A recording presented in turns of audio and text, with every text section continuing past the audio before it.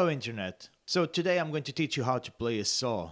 A friend asked me to do a video tutorial a while back and here it finally is. Of course this was 8 years ago, but better late than pregnant, right? Anyway, so you are going to need a saw and a bow. Today I'm going to be using a Charlie Blacklock Special, which is a professional instrument. I'll add more information about it in the description, but any saw and any bow will do.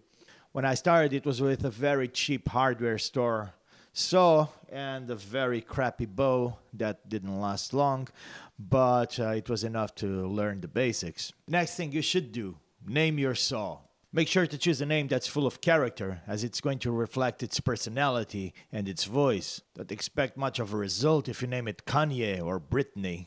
So the basics. This is all about the way you bend and the way you bow.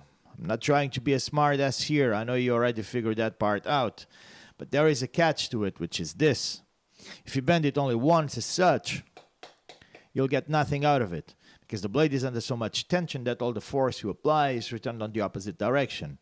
So we need to find a way for it to have a balance point where to vibrate, which you achieve by adding a second bend and shaping it like a wave, see? Because now in the middle of this wave, in the node of it, you have this balance point where it can vibrate. At all times, make sure to consider where the 2 points are, the higher and the lower, because the nodes is the sweet spot where you should be bowing.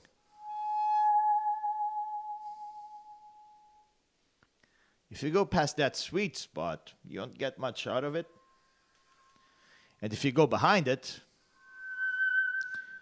you'll get these cool harmonics, which are really hard to control.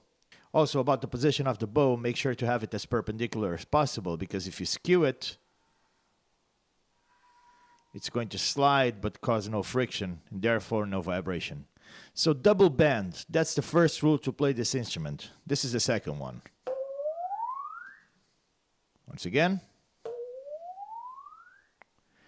The more you bend it, the higher the pitch goes. But remember that when you bend it more or less, you are changing the position of the two bends and therefore the nodes and the place where you should be bowing. I'll demonstrate with a major scale so you can understand what I'm talking about.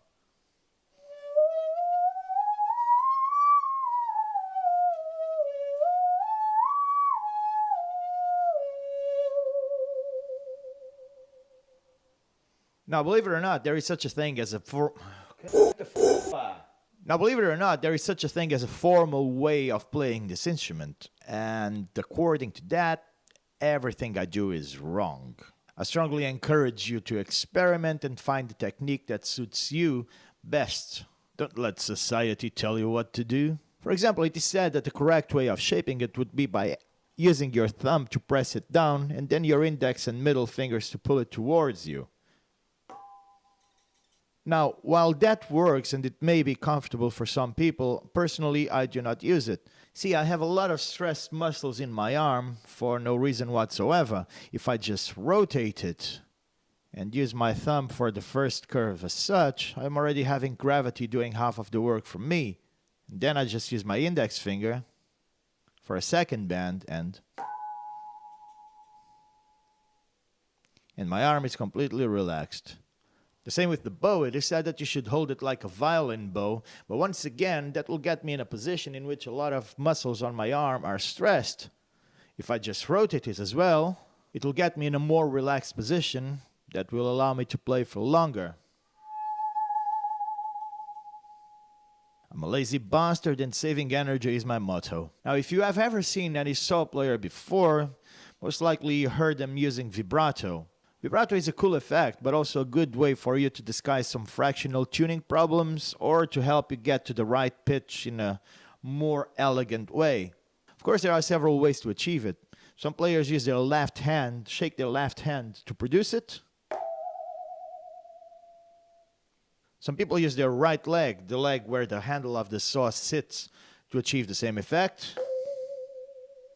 Personally, and of course because I have to be different, I use my left leg, as by lifting it I can also make sure that the higher notes come closer to me.